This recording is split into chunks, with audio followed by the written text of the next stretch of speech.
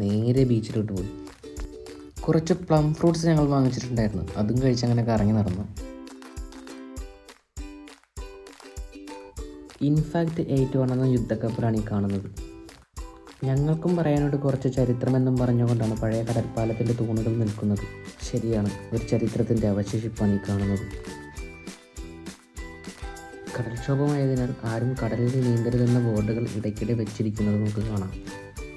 നല്ലൊരു മഴ വരുന്നുണ്ട്. ഞാനും ശ്യാമും കോട്ടിടാനുള്ള തയ്യാറെടുപ്പിലാണ്.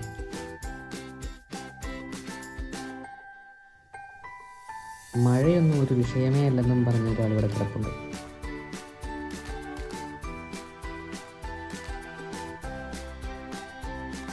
എല്ലാം കഴിഞ്ഞ് നല്ലൊരു ഫുഡടി, ഒരു ഐസ്ക്രീമും കഴിച്ചു.